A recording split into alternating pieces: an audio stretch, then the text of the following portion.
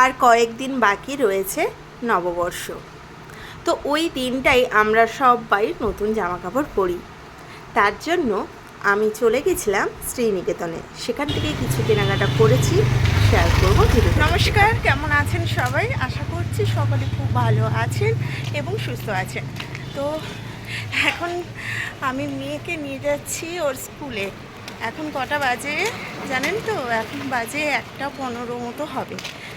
আজ থেকে আমার মেয়ের এক্সাম শুরু, তো ওকে নিয়ে যাচ্ছি। ছুটি হবে প্রায় 2-3 ঘন্টার পর, তো ভাবছি ওখানে ওয়েট করব, তারপর আসবার। বাড়িতে আসার ইচ্ছে নেই। আর বাইরে প্রচণ্ড রোদ, গরম খুব পড়েছে। আর বাড়ি থেকে যখন বেরোই তখনই আমাদের এদিকে হঠাৎ করে কারেন্ট চলে যায়। 5 মিনিটের মতো কারেন্ট ছিল না। তো তারপর আমরা বেরিয়ে আসি।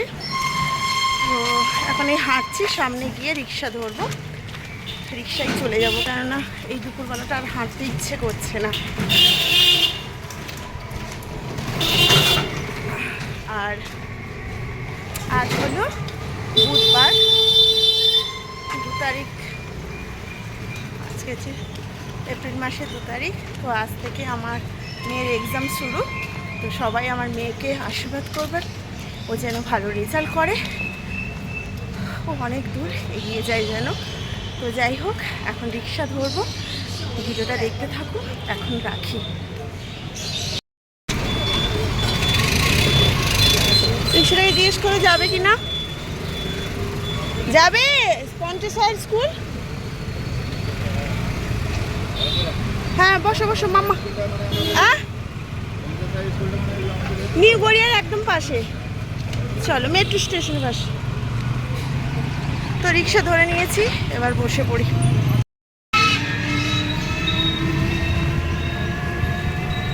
আর আজকে কি পরীক্ষা আছে মাম্মা? ইংলিশ। আজকে ওর ইংলিশ পরীক্ষা আছে, ওই জন্য ভালোভাবে পরীক্ষা দেয়, এটাই আমি চাই। আর সবাই ওকে আশীর্বাদ করবেন যেন ভালো রেজাল্ট করে। বেশিক্ষণ সময় লাগবে না, 5-7 মিনিট সময় লাগবে পৌঁছে যাবো। আজ অনেকটা আগে বেরিয়েছি, কেননা ভাবছিলাম রিক্সা পাবো কি পাবো না দুপুরবেলাটা, তো সাথে সাথেই পেয়ে গেছি। এখন যাচ্ছি।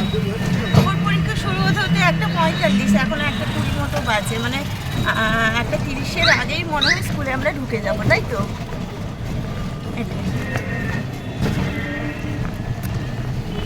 ভালো করে পরীক্ষা দিস। আর এটা সবসময় ভাববি যে যখন আমরা কোনো অনুষ্ঠানে যাই, তো আমরা সেজে গুজে একটা নতুনভাবে তৈরি হয়ে যাই, তাই না? সেই রকম সারা বছর তো তুমি পড়েছো, এবার এক্সামটাকেও সেইভাবে লিখবে, হ্যান্ডরাইটিং সেইভাবে করবে, একদম ছিমছাম পরিষ্কার পরিচ্ছন্ন করে লিখবে, যেন তুমি একদম সেইভাবে প্রেজেন্টেশনটা দেবে, ঠিক আছে? সবই পারে আমার মেয়ে, কিন্তু একটু হ্যান্ডরাইটিংটা তাড়াহুড়ো করে ফেলে, মানে টানা হাতের লেখা শিখে গেছে এখন, খুব মানে ঝটপট করে উত্তরগুলো দিয়ে দেয়। তাই আমি ওকে বলছি যে, ওকে ওটাই বোঝাচ্ছি যে ভালো করে লিখবে, পরিষ্কার পরিচ্ছন্ন করে লিখবে। আর এতদিন যেভাবে লিখেছিলে বা যেভাবে স্কুলে ছিলে, আজকের দিনটা যেমন ভাববে স্পেশাল, আরও সুন্দর করে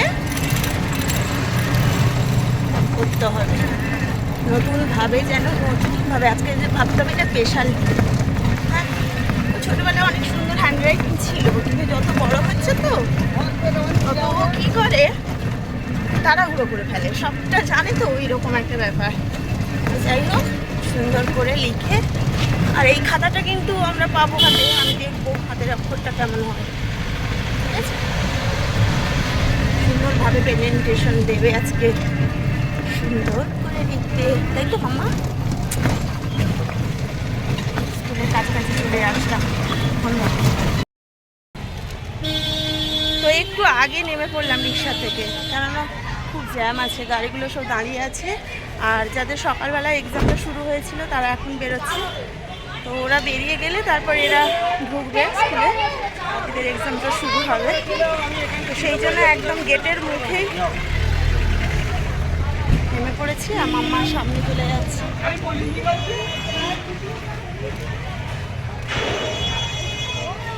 4 মাস পড়াশোনা করেছে, আজ এক্সাম।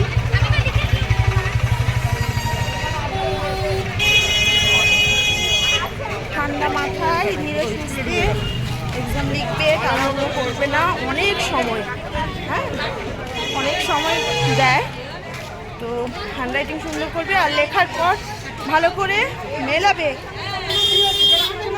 কারোর সাথে কথা বলবে না। সব বড় দিদি দাদারা সব পাশাপাশি বসবে, ওরা বড়, ওরা কি করছে না করছে কোনো লক্ষ্য করবে না। তোমাদের সাথে মনে হয় 9, 10-এর দিদি দাদারা পরীক্ষা দেবে, একদম নজর দেবে না যতক্ষণ পর্যন্ত খাতা জমা না দিচ্ছ। খাতা জমা দেওয়ার পর দেখবে সবাইকে, তার আগে একদম চঞ্চল হবে না।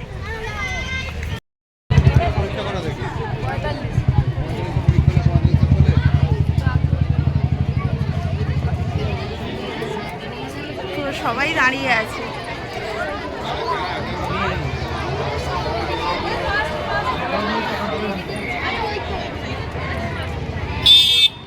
এদিক দিয়ে ঢোকাবে, যাদের 11টা থেকে এক্সাম শুরু হয়েছিল ওরা মনে হয় এখনো বেরোতে পারেনি, তাই গেটটা খোলেনি ঢোকা। আমরা একটু আজকে আগেই চলে এসেছি, অনেকটা আগে চলে এসেছি।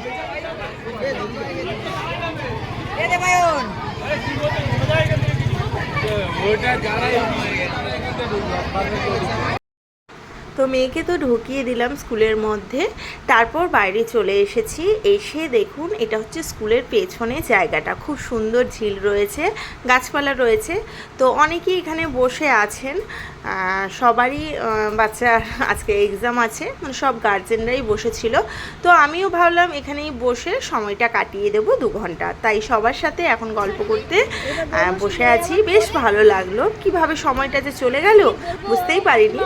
তো এই ওই মেসের ভাড়া যখন দিত আমার বড় ভাসুর, আমার শ্বশুর আর ভাসুর মধ্যে গন্ডগোল মারামারি লেগে যেত। বড় ভাসুর টাকা পয়সা নিত আর হাফ আমার শ্বশুর দিত।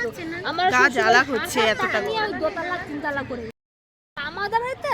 ওরে বাবা, আমি এই করেছি, আমি ওই করেছি, আমি কি বড়, আমি কি বড়। চলো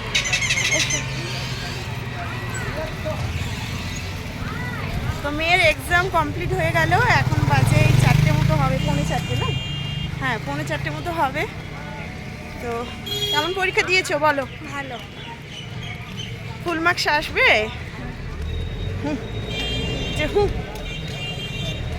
দেখা যাক, রেজাল্ট বেরোলে তখন বোঝা যাবে। তো এখন বাড়ি যাব। আমি তো আর বাড়ি যাইনি, ওখানে বসেছিলাম, অনেকের জন সাথে আলাপ হলো, কথা হলো, ভালো লাগলো বেশ।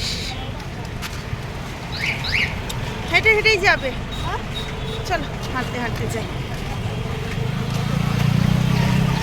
আমার গা কি মানে জ্বালা করছিল, মানে হাওয়া ছিল না, এই জাস্ট এইমাত্র মানে হাওয়াটা দিয়েছে। পুকুর পাড়ে বসেছিলাম, কার সাথে অনেকেই ছিল, অনেক গার্জেন ছিল আমার মতো, তাদের সাথেই বসে গল্প করছিলাম।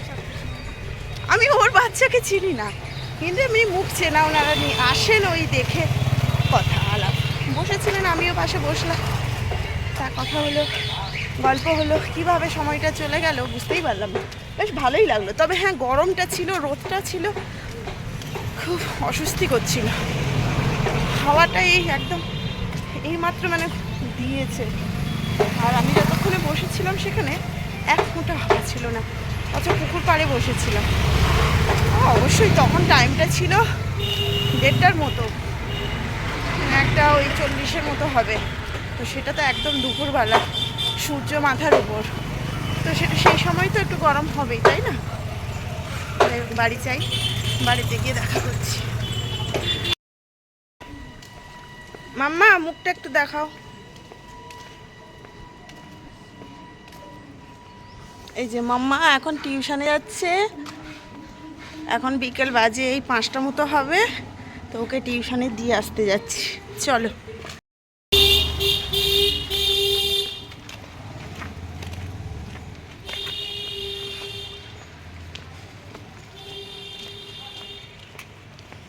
কি গরমে আমি আজকে হাঁসফাঁস হয়ে গেছি। ওখানে সেই রোদের মধ্যে বসা, ছায়া গিয়ে বসলাম, কিছুক্ষণের পর দেখছি আবার ওই জায়গাটায় রোদ আসছে।